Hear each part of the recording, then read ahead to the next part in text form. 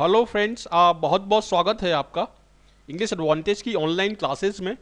Friends, इस video में मैं आपको मॉक टेस्ट सॉल्व करवाऊंगा एसएससी मल्टीटास्किंग एग्जाम 2017 के लिए। और ये मॉक टेस्ट आपके लिए बहुत ही इंपॉर्टेंट रहेगा क्योंकि इसमें मैंने रियल क्वेश्चंस लिए हैं और ठीक इसी तरीके के क्वेश्चन आपके एसएससी एमटीएस एग्जाम में आएंगे इंग्लिश सेक्शन में। तो चलिए शुरुआत करते हैं। लेकिन शुरुआत करने से पहले यहाँ इस मोबाइल ऐप के बारे में एक बहुत ही इंपॉर्टेंट जानकारी मैं देना चाहूँगा। यदि आप मोबाइल से स्टडी करना चाहते हैं और बिल्कुल फ्री में सारे सब्जेक्ट्स की स्टडी करना चाहते हैं तो इस मोबाइल ऐप को आप डाउनलोड कर सकते हैं गूगल प्ले से। ये एक बहुत ही बेहतरीन और बहुत ही यूज़फुल मोबाइल ऐप है। इसके थ्रू आप काफ़ी सारे क्वेश्चंस की प्रैक्टिस कर सकते हैं, मॉक टेस्ट की प्रैक्टिस कर सकते हैं और यहाँ पे फ्री नोट्स भी अवेलेबल हैं, वो भी आप डाउनलोड करके देख सकते हैं। और यहाँ पर सभी गवर्नमेंट जॉब एग्ज़ाम्स की आपको नोटिफिकेशंस मिलेगी इस ऐप पर। तो ये बहुत ही अच्छा ऐप है, यूज़फुल ऐप है। इसको आप डाउनलोड करें, इंस्टॉल करें और इसके थ्रू आप मोबाइल पर बिल्कुल फ्री में आप तैयारी शुरू कर सकते हैं। तो चलिए शुरुआत करते हैं। देखिए, इस मॉक टेस्ट में 25 क्वेश्चन है और ये 25 क्वेश्चन एक स्पीड टेस्ट की तरह आपके लिए काम करेंगे। तो इसलिए आप एक कॉपी और एक पेन ले लें और इन क्वेश्चंस को आप सॉल्व करते जाएं। तो इससे आपकी एसएससी एमटीएस एग्ज़ाम की बहुत ही अच्छी और सही तैयारी हो जाएगी क्योंकि इसी तरीके के रियल क्वेश्चंस आपके एसएससी एमटीएस एग्ज़ाम में आएंगे। तो ये क्वेश्चन नंबर 1 है, ठीक है। तो यहाँ पर आपसे स्पेलिंग मिस्टेक के क्वेश्चन पूछे जा रहे हैं। 4 या 5 क्वेश्चन इसके डेफिनेटली आएंगे आपके। तो इसमें एक वर्ड दिया हुआ है कैंपेन। तो कैंपेन की सही स्पेलिंग क्या है? तो कैंपेन की सही स्पेलिंग है CAMPAIGN। तो यहाँ पर क्वेश्चन नंबर 1 में आपका आंसर होगा ए, ठीक है। तो इस तरीके से आप अपना स्कोर जोड़ते जाएं, इनको सॉल्व करते जाएं और अपना स्कोर जोड़ते जाएं। यदि आपका आंसर मेरे आंसर से मैच करता है तो 1 नंबर दीजिए, अदरवाइज 0.5 की माइनस मार्किंग करिए और जो भी आपका फाइनल स्कोर बनता है उसे आप मुझे कमेंट बॉक्स में लिख के भेजें। तो इससे आपकी बहुत ही अच्छी प्रैक्टिस होगी एसएससी एमटीएस एग्जाम के लिए। यह है क्वेश्चन नंबर 2। तो इसमें एमिलियोरेट एक वर्ड होता है जिसका मतलब होता है इम्प्रूव करना। जो बेकार सिचुएशन है, जो बैड सिचुएशन है, उसको इम्प्रूव करने को हम एमिलियोरेट बोलते हैं और इसकी सही स्पेलिंग आपको बताना है और वही आपका इसका आंसर होगा। तो अपना आप आंसर लगा लें और मैं इसका आंसर आपको बता रहा हूं। इसका आंसर होगा बी, AMELIORAT। एमिलियोरेट मतलब इम्प्रूव करना। क्वेश्चन नंबर 3 देखते हैं, कर्सिव। तो कर्सिव की क्या सही स्पेलिंग है वो आप इसमें अपना आंसर लगा लें और इसकी सही स्पेलिंग है CURSIVE। क्वेश्चन नंबर 3 का आंसर है आपका सी। क्वेश्चन नंबर 4 देखते हैं। ये पार्ट 2 आपका स्टार्ट हो गया और इसमें आपसे पूछे जा रहे हैं वन वर्ड सब्सटीट्यूशन। मतलब एक सेंटेंस दिया हुआ होता है और उस सेंटेंस के स्थान पर आपको एक वर्ड से उस सेंटेंस को आपको रिप्लेस करना है। A person appointed by 2 parties to solve a dispute. मतलब 2 पार्टी किसी एक व्यक्ति को अपॉइंट करती हैं ताकि उनके बीच का जो डिस्प्यूट है उसको सुलझाया जा सके। तो इसमें आपके ऑप्शन है broker, arbitrator, decider and orator. Orator जो होता है वो वक्ता होता है। बहुत अच्छे वक्ता को हम ऑरेटर बोलते हैं। जैसे नरेंद्र मोदी हैं हमारे प्राइम मिनिस्टर, वो बहुत अच्छे ऑरेटर हैं। डिसाइडर वर्ड अप्रोप्रिएट नहीं है। ब्रोकर हम बोलते हैं दलाल को। तो यहाँ पर जो सही वर्ड होगा वो होगा आर्बिट्रेटर। आर्बिट्रेटर एक ऐसा व्यक्ति होता है जो मध्यस्थता करता है 2 पार्टीज के बीच में। तो यहां पर आपका आंसर होगा सी। चलिए आगे देखते हैं। वन वर्ड सब्स्टिट्यूशन का नेक्स्ट क्वेश्चन है the act of speaking disrespectfully about the sacred things. मतलब पवित्र चीजों के बारे में अपमानजनक भाषा का प्रयोग करना, उसको हम क्या बोलेंगे? उसके लिए क्या वर्ड है? कैकोफोनी, रेड टेपिज्म, सिनिसिज्म और ब्लास्फेमी। 4 ऑप्शन आपके पास दिए हैं। तो इसमें से आपका क्या आंसर होगा? इसको आप वीडियो को पॉज करें और अपना आंसर आप लगा लें। कैकोफोनी हम कर्कश आवाज़ को बोलते हैं। रेड टेपिज्म गवर्नमेंट सेक्टर में चलता है जिसमें रेड टेपिज्म का मतलब है कि बहुत ज़्यादा रूल्स एंड रेगुलेशंस को और बहुत ज़्यादा फॉर्मेलिटीज़ को फॉलो करना, उसको हम रेड टेपिज्म बोलते हैं। सिनिसिज्म का मतलब होता है कि दूसरे की जो कॉन्सेप्ट्स हैं और ट्रेडिशंस हैं उनको नहीं मानना, उनका मजाक उड़ाना, उनको हम बोलते हैं सिनिसिज्म। और ब्लास्फेमी यहाँ पर आपका आंसर होगा क्योंकि ब्लास्फेमी का मतलब होता है पवित्र चीज़ों के बारे में अपमानजनक भाषा का प्रयोग करना। तो ब्लास्फेमी यहाँ पर आपका डी, यहाँ पर आपका आंसर होगा। क्वेश्चन नंबर 5, क्वेश्चन नंबर 6 देखते हैं। Lasting for the short period. जो चीज़ बहुत थोड़े समय के लिए रहती है उसको हम क्या बोलते हैं? मोमेंट्री, एफेमरल, मोमेंटस और टाइमलेस। मोमेंटस का मतलब होता है हिस्टोरिक या इंपॉर्टेंट, मोमेंट्री का मतलब होता है क्षणिक, बहुत ही कम समय के लिए, लेकिन यहाँ पर लिखा है शॉर्ट पीरियड के लिए, मतलब थोड़े समय के लिए रहना। तो यहाँ पर आपका जो सही आंसर होगा वो होगा एफेमरल। मोमेंट्री बहुत क्षणिक होता है, टाइमलेस नहीं होगा, और मोमेंटस का मतलब इंपॉर्टेंट या हिस्टोरिक होता है। तो यहाँ पर सही आंसर होगा आपका एफेमरल। क्वेश्चन नंबर 7 का आंसर दीजिए। Animals which live in फ्लॉक्स। फ्लॉक्स का मतलब होता है ग्रुप्स। तो जो एनिमल ग्रुप्स में रहते हैं उनको हम क्या बोलेंगे? उनको रेप्टाइल्स, तो सांप वगैरह जो होते हैं उनको हम रेप्टाइल्स बोलते हैं। एम्फीबियन जो पानी में भी रहते हैं, जमीन में भी रहते हैं, उनको हम एम्फीबियन बोलते हैं। एक्वेटिक जो ओनली पानी में रहते हैं। तो यहाँ पर आपका आंसर होगा ग्रीगेरियस। ग्रीगेरियस का मतलब होता है जो ग्रुप्स में रहते हैं, यानी फ्लॉक्स में रहते हैं। तो डी यहाँ पर आपका आंसर होगा। आगे बढ़ते हैं, क्वेश्चन नंबर 8 देखते हैं। इनकेपेबल ऑफ बीइंग अवॉइडेड, मतलब ऐसी चीज जिसको अवॉइड नहीं किया जा सके, जो अनअवॉइडेबल है, उसको हम क्या बोलेंगे? टेंटेटिव, एरेटिक, नेसेसरी और इनएबिटेबल। टेंटेटिव का मतलब होता है provisional, for the time being. Erratic का मतलब होता है रेगुलर। नेसेसरी का मतलब होता है जरूरी। और इनएबिटेबल का मतलब जिसको टाला नहीं जा सकता। तो यहाँ पर ए आंसर होगा। नेसेसरी आंसर यहाँ पर अप्रोप्रिएट नहीं माना जाएगा। तो क्वेश्चन 8 का आपका आंसर होगा ए, इनएबिटेबल। क्वेश्चन नंबर 9 देखते हैं। प्लेथोरा, यहां पर आपसे सिनोनिम्स पूछे जा रहे हैं और 5 से लेके 8 तक सिनोनिम्स और एंटोनिम्स डेफिनेटली आपके एग्जाम में आएंगे, और ये बहुत ही इंपॉर्टेंट वर्ड है। प्लेथोरा का मतलब होता है जरूरत से ज्यादा, अधिकता। ठीक है, तो किसी चीज की अधिकता को हम बोलते हैं प्लेथोरा। तो यहां पर आपका आंसर होगा सरप्लस। स्कैरसिटी का मतलब होता है कमी। कार्डिनल का मतलब होता है बेसिक, और डेट्रीमेंटल का मतलब होता है हार्मफुल। तो यहां पर प्लेथोरा का आंसर होगा आपका बी, यानी सरप्लस। ये भी सिनोनिम्स हैं। इथोस, इथोस हम बोलते हैं किसी भी कम्युनिटी को, किसी भी कम्युनिटी के जो स्पेशल कैरेक्टरिस्टिक्स होते हैं उसको हम इथोस बोलते हैं। ठीक है, किसी भी युग के या किसी भी कम्युनिटी के जो स्पेशल कैरेक्टरिस्टिक्स होते हैं उसको हम इथोस बोलते हैं। तो यहां पर आपका आंसर होगा सी। क्वेश्चन नंबर 11, टर्स का क्या मतलब है? टर्स का सिनोनिम आपको बताना है। तो 4 वर्ड दिए हैं, साउंड, कंसाइज, कैलस और काम। काम का मतलब होता है शांत, कैलस का मतलब होता है इनसेंसिटिव, साउंड का मतलब गहराई के लिए यूज होता है या सीरियसनेस के लिए यूज होता है, और कंसाइज का मतलब होता है ब्रीफ। तो टर्स का मतलब होता है ब्रीफ। तो यहां पर आपका आंसर होगा सी। बिल्कुल सेम इसी तरीके के क्वेश्चन आपके रियल एग्जाम में आएंगे, तो इससे आपकी बहुत अच्छी प्रैक्टिस हो जाएगी। इस पूरे वीडियो को आप एंड तक देखें और कई बार देखें इस वीडियो को, ताकि आपको सारे वर्ड अच्छे तरीके से याद हो जाएं। क्वेश्चन नंबर 12 देखते हैं। इनएप्टीट्यूड, इनेप्ट एक वर्ड होता है, INEPT। तो इनेप्ट का मतलब होता है लैक ऑफ स्किल। जिस व्यक्ति में स्किल्स की कमी होती है, एबिलिटी की कमी होती है, उस व्यक्ति को हम बोलते हैं इनेप्ट। तो इनेप्टीट्यूड का मतलब होता है स्किल की कमी। लेकिन यहां पर आप ध्यान दीजिए, यहां पर आपसे एंटोनिम पूछा जा रहा है। ठीक है, तो इनेप्टीट्यूड का जो अपोजिट होगा वो होगा एक्सपर्टीज।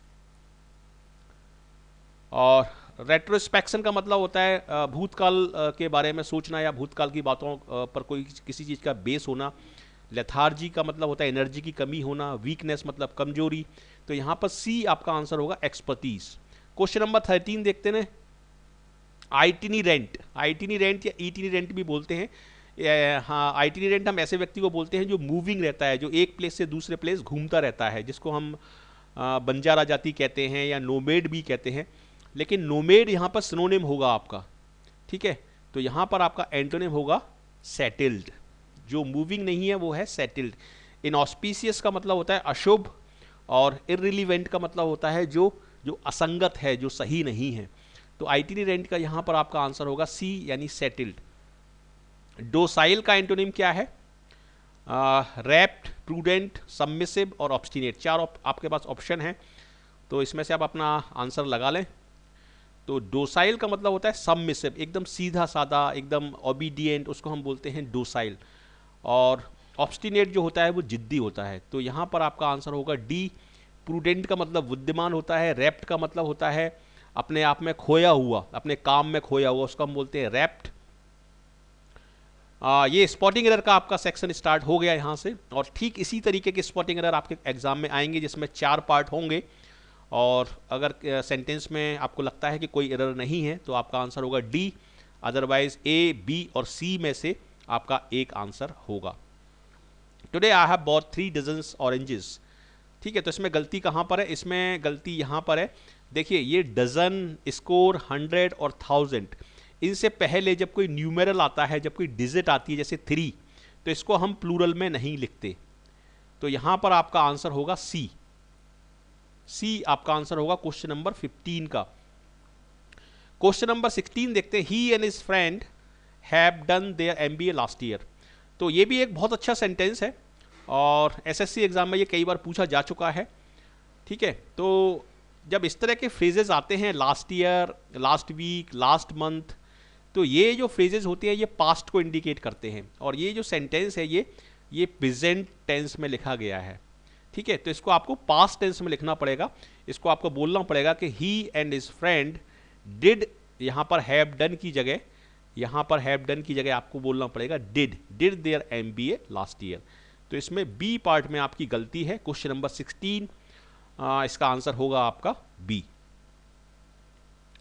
चलिए आगे बढ़ते हैं। क्वेश्चन नंबर 17 देखते हैं। Solving these kinds of intricate problems require quick wit. मतलब इस तरह की प्रॉब्लम्स को सॉल्व करने के लिए हमें एक अच्छी बुद्धि की ज़रूरत होती है, क्विक विट की ज़रूरत होती है।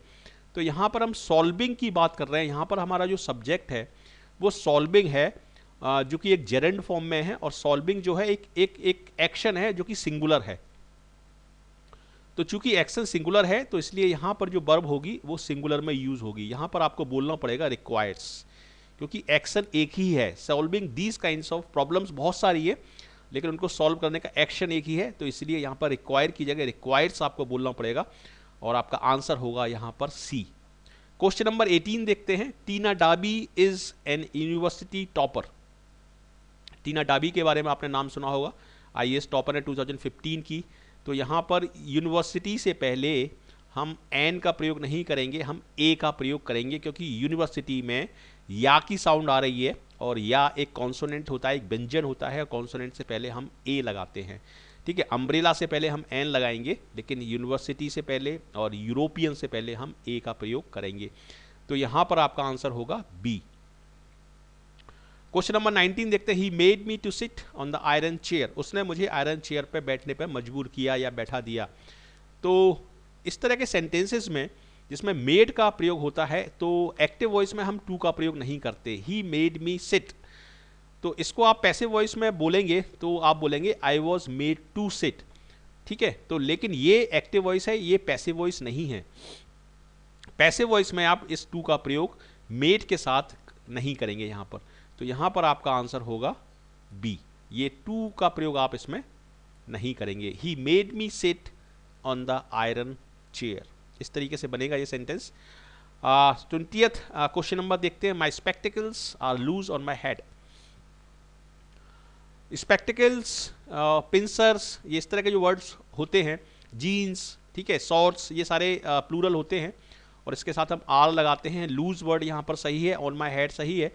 तो इसका जो आंसर होगा इस क्वेश्चन का वो होगा डी, यानी नो एरर। 21 देखते हैं। I will carry on my work until my brother will come back. ये भी एक बहुत टिपिकल सेंटेंस है जो कि सभी कॉम्पिटिटिव एग्जाम में अक्सर पूछा जाता है। जब दो फ्यूचर एक्शंस की हम बात करते हैं तो एक फ्यूचर एक्शन जो अंटिल या अनलेस से स्टार्ट होता है उसको हम प्रेजेंट सिंपल टेंस में लिखते हैं। ठीक है, तो ये वाला सेंटेंस तो आपका फ्यूचर टेंस में रहेगा, I will carry on my work. लेकिन ये वाला सेंटेंस जो अंटिल से स्टार्ट हो रहा है या अनलेस से स्टार्ट होगा या एज सून एज से स्टार्ट होगा उसको हम लिखेंगे प्रेजेंट सिंपल टेंस में। तो यहाँ पर आपको बोलना पड़ेगा I will carry on my work until my brother comes back. तो यहाँ पर आपका आंसर होगा सी। ये बहुत अच्छा सेंटेंस है और इस तरह के क्वेश्चंस के आने की काफ़ी संभावना है, इसको आप अच्छे तरीके से समझें। 22 देखते हैं। I will help you with money if you return back in time. मैं आपकी पैसे से मदद करूंगा यदि आप समय पर, समय के अंदर लौट आते हैं। देखिए, रिटर्न का मतलब क्या होता है? रिटर्न का मतलब होता है कम बैक, यानी रिटर्न में पहले से ही बैक लगा हुआ है। तो रिटर्न के बाद जब हम बैक लगाते हैं तो ये सुपरफ्लुअस मिस्टेक होती है, मतलब ये जो वर्ड है ये एक्स्ट्रा है, इसकी ज़रूरत नहीं है। तो इसको आपको हटाना पड़ेगा बैक को, इसमें आपका आंसर होगा। क्वेश्चन नंबर 23 देखते हैं, ये फिलर्स का सेक्शन आपका स्टार्ट हो गया। We had money left so we went out for a meal. हमारे पास थोड़ा सा पैसा बचा था इसलिए हम खाना खाने के लिए चले गए। तो इसमें आपका जो आंसर होगा वो होगा ए लिटिल, क्योंकि लिटिल का मतलब होता है ना के बराबर पैसा। जब ना के बराबर होगा तो आप खाना खा ही नहीं पाएंगे, तो इसलिए यहाँ पर कुछ पैसा आपको चाहिए, तो इसलिए ए लिटिल यहाँ पर आएगा। द लिटिल अलग सेंस में यूज होता है।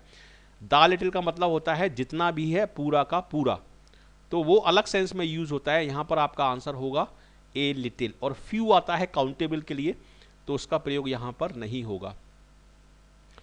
24 देखते हैं, Anita's face spoke for the happiness she was feeling. मतलब अनीता का जो फेस था वो उससे जग जाहिर था, उससे जाहिर हो रहा था कि वह काफ़ी खुश है, तो उसकी जो हैप्पीनेस है उससे उससे झलक रही थी। तो यहाँ पर एक इडियम होता है जिसको हम बोलते हैं स्पीक्स वॉल्यूम। तो स्पीक्स वॉल्यूम का मतलब होता है कि वो उस चीज़ का सबूत है। तो स्पीक के साथ यहाँ पर जो वर्ड लगेगा वॉल्यूम, स्पीक्स वॉल्यूम। तो ये पास्ट में है तो इसलिए स्पोक वॉल्यूम। और स्पीक हाईली, हाईली यहाँ पर इसलिए नहीं आएगा क्योंकि हाईली के बाद ऑफ आता है। I speak, he speak highly of his teachers. ठीक है, इस तरीके से हाईली का प्रयोग यहाँ पर नहीं होगा। स्पीक लॉरल भी नहीं होगा और स्पीक वंडर नहीं होगा। वंडर्स का जो प्रयोग होता है वो डू के साथ होता है, इट कैन डू वंडर्स। तो यहाँ पर आपका आंसर होगा क्वेश्चन नंबर 24 का डी। क्वेश्चन नंबर 25 देखते हैं, the gentleman came to know that the village was in demand, in need, in desire और इन डायर। तो यहाँ पर आपका सही आंसर, कुछ स्टूडेंट इसमें कंफ्यूज हो सकते हैं और डिमांड लगा देंगे, लेकिन इन डिमांड हम बोलते हैं। डिमांड के बाद फिर हम कुछ ऑब्जेक्ट नहीं लगाते, जैसे IT sector is in demand. ठीक है, तो यहाँ पर लेकिन इन डिमांड के बाद भी ऑफ मनी लगा हुआ है, तो इसलिए डिमांड ना आते हुए यहाँ पर आएगा need. The gentleman came to know that the village was in demand of, sorry in need of money. तो यहाँ पर आपका आंसर होगा सी यानी नीड। डायर का मतलब भी होता है अत्यंत या भीषण या बहुत ज़्यादा, और डिज़ायर का मतलब इच्छा होता है। तो ग्रामेटिकली स्पीकिंग यहाँ पर आपका सी यहाँ पर आपका आंसर होगा। तो ये 25 क्वेश्चन मैंने आपको सॉल्व करवाए हैं और इनमें आपका जो भी स्कोर बना है वो मुझे कमेंट बॉक्स में लिख के भेजें और डेफिनेटली मैं अप्रिशिएट करूँगा। अब मैं आपको 2 क्वेश्चन दे रहा हूँ, ये टेस्ट क्वेश्चन है, एस्पिरेंट्स के लिए हैं, ये आप लोगों के लिए हैं और आपको ही इनको सॉल्व करके मुझे इसका आंसर कमेंट बॉक्स में लिख के भेजना है। तो ये है क्वेश्चन नंबर 26, इसका आंसर आपको मुझे लिख के भेजना है। ये टेस्ट क्वेश्चन है एस्पिरेंट्स के लिए, मैं आपको दे रहा हूँ, इसका सही आंसर मुझे आप लिख के भेजें। इसको आप पढ़ लें आराम से। Scientific research has now that the fish rich diet can help depression. ठीक है, तो इसमें आपको दोनों फिलर्स को भरना है, जो भी आपका आंसर है वो मुझे लिख के भेजना है। और ये है question number 27, she a brief appearance at the end of the party. तो इसमें क्या फ्रेजल वर्ब आएगा वो आपको मुझे लिख के भेजना है। और ये है ग्रेड अप ऐप, इसको आप जरूर डाउनलोड करें और इसके थ्रू आप बिल्कुल फ्री में मोबाइल से तैयारी कर सकते हैं सभी सब्जेक्ट्स की। ये है आपका रिपोर्ट कार्ड। यदि आपके इस मॉक टेस्ट में 18 से लेकर 25 के बीच में मार्क्स आए हैं तो आपकी परफॉर्मेंस आउटस्टैंडिंग समझी जाएगी और हाई चांसेस हैं आपके सक्सेस के। यदि 16 से 18 से बीच में आए हैं तो भी आपकी परफॉर्मेंस एक्सीलेंट है और you have very good chances of success. और 15 से 18 के बीच में आए हैं तो very good, but you have to practice. यहाँ पर मैंने फीडबैक भी लिखा हुआ है। और 10 to 15 यदि आए हैं तो बिलो एवरेज आपकी परफॉर्मेंस मानी जाएगी and you need to practice hard. और बिलो 10 आए हैं, यदि 25 में से 10 से भी कम आए हैं तो आपको कॉन्सेप्ट्स को सीखने की ज़रूरत है और हार्ड प्रैक्टिस करने की ज़रूरत है। तो ये मेरा फीडबैक है। तो कैसा लगा आपको ये मॉक टेस्ट? यदि अच्छा लगा तो ज़रूर इसको लाइक करें, शेयर करें अपने फ्रेंड्स के साथ और कमेंट करके मुझे बताएं और अपना स्कोर भी भेजें। और क्वेश्चन नंबर 26 और 27 का आंसर भी आप मुझे लिख के भेजें। और यदि आप नए हैं इस चैनल पर, इंग्लिश एडवांटेज यूट्यूब चैनल पर, और अभी तक आप हमारे साथ नहीं जुड़े हैं तो ज़रूर जुड़िए हमारे साथ। आपका बहुत बहुत स्वागत है इस चैनल पर। और हम जितने भी इसमें वीडियोस डालते हैं सारे exam oriented, result oriented video डालते हैं और आप हमारे साथ जुड़ते हैं, सब्सक्राइब करते हैं इस चैनल को, तो सारे वीडियोस के नोटिफिकेशन आपको ईमेल के थ्रू टाइम पर मिलते रहेंगे। और सभी वीडियोस इसमें पूरी तरीके से फ्री हैं, इनका आप फ़ायदा उठाएं और सफलता प्राप्त करें। So thank you very much for watching this video and I wish you all the best for your bright future. Thank you.